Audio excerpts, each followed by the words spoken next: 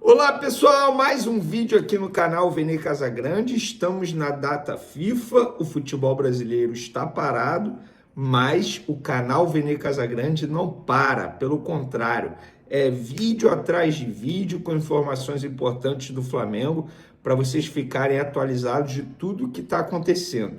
E essa quinta-feira, dia 4 de setembro, é um dia muito importante para Bruno Henrique. Por quê?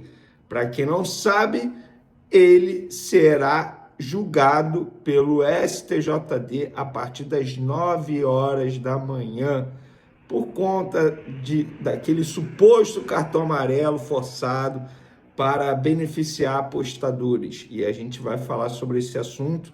Qual pode ser a pena do jogador caso ele seja considerado culpado nessa situação? Nós vamos trazer essas informações. Vamos falar também do balanço financeiro do Flamengo na janela. O Flamengo, nessa janela de transferência, melhorou o elenco, pelo menos na minha concepção, o elenco está bem melhor, mas gastou menos do que arrecadou com vendas e mesmo assim melhorou o elenco. Pois é, a gente vai relembrar para vocês aqui as negociações, quanto o Flamengo ganhou com vendas, com saída de jogadores, e quanto o Flamengo gastou com contratações de jogadores. Isso tudo e muito mais no vídeo de agora, mas antes eu gostaria de pedir para você se inscrever no canal, soltar o dedo no like, ativar a notificação, compartilhar o vídeo com todo mundo. Vamos para as informações. Eu vou começar com esse balanço financeiro aí da janela de transferência do Flamengo. O Flamengo conseguiu receber mais dinheiro com venda de jogadores, ou seja, arrecadar mais com vendas do que com reforços, e mesmo assim melhorou e muito o seu elenco. De 2019 para cá, eu não tenho dúvidas, é o melhor elenco que o Flamengo tem, sem sombra de dúvidas. É por isso que eu falo, você torcedor rubro-negro, você tem que ficar extremamente motivado, animado, otimista com o Flamengo, não só nessa temporada, porque as contratações que vieram, amigo, são jogadores que vão render bastante nos próximos anos. Vamos para as informações. Vamos lá. O Flamengo contratou nessa janela Emerson Royal, que custou 58,7 milhões de reais. Saul, que chegou sem custo de operação ao Flamengo. O Flamengo só negociou salário e luvas. Carrascal, que o Flamengo pagou 12 milhões de euros, que dá em torno de 76,8 milhões de reais, e Samuel Lino, que é o preço fixo de 22 milhões de euros, 141,5 milhões de reais. Esses jogadores, totalizando eles, ainda teve o Jorginho, tá? Que também chegou de graça, tal como o Saul, 277 milhões de reais. As saídas foram, o Flamengo negociou aí 7 jogadores, vamos lá, Wesley, Gerson, Vitor Hugo, Lucas Furtado, querendo ou não a gente bota nesse balaio aí, Matheus Gonçalves, Lohan e Schola. Só que o Wesley, vendido por 25 milhões de euros, dá 162,2 milhões de reais, Gerson, 25 milhões de euros, mas na ocasião o valor do euro estava um pouquinho menor, ou seja, ficou 160,6 milhões de euros. Matheus Gonçalves, vendido ao Ali por 9 milhões de euros. Lohan foi emprestado ao Pisa, mas o Flamengo ganhou 500 mil euros pelo empréstimo, dá 3,1 milhões de reais. E o Schola, que o Flamengo vendeu 50%, por 2,1 milhões de reais. Isso dá aí 378,5 milhões de reais.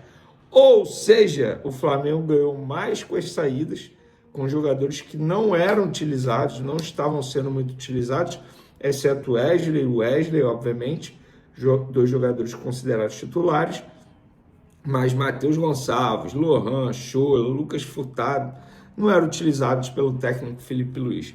Isso mostra que reforçar elenco não é apenas trazer jogadores, é você também saber fazer as saídas. e o Flamengo soube de uma maneira extraordinária na minha concepção, desculpa. Só faltou o Michael, que pode sair ainda, e o Juninho também pode sair ainda. Galera, no meu último vídeo, eu falei sobre versão Arrascaeta 2019, Arrascaeta 2025.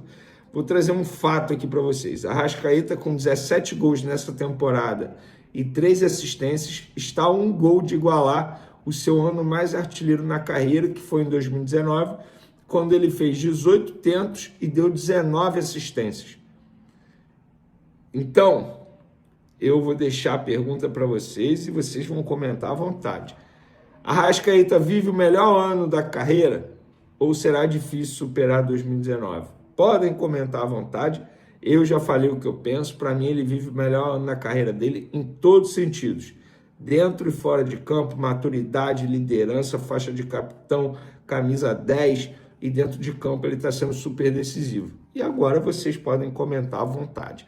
Para finalizar nosso vídeo, galera, nessa quinta-feira, dia 4 de setembro, dia muito importante para Bruno Henrique, porque ele será julgado no começo dessa manhã, 9 horas da manhã, no STJD, aqui no Rio de Janeiro, por supostamente ter forçado um cartão amarelo e beneficiar apostadores em 2023, naquele jogo contra o Santos, no estádio Mané Garrincha. Vamos lá. E ele pode ser punido. Ele foi denunciado pela Procuradoria do STJD em vários artigos, tá?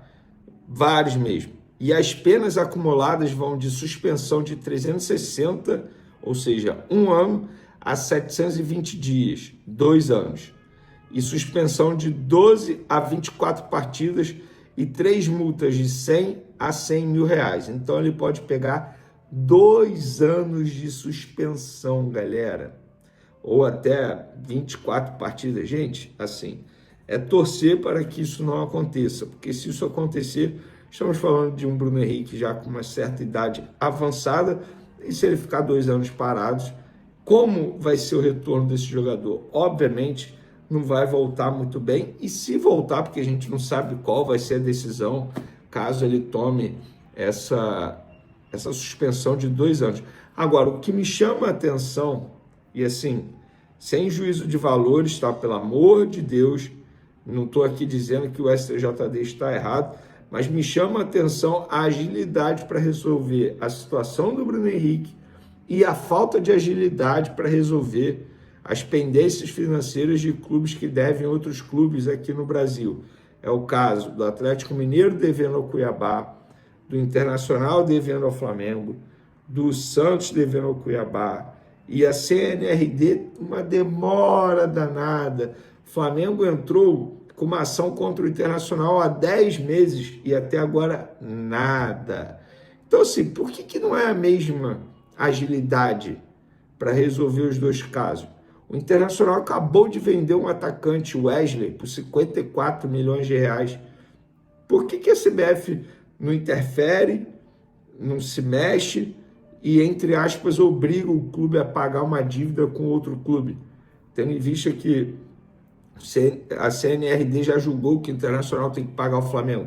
Então fica aqui o questionamento para vocês. Tamo junto, galera. Torcer para que nada aconteça com o Bruno Henrique. E é isso. A gente vai trazendo as atualizações aqui para vocês. Valeu, fui, até o próximo vídeo. Abraço!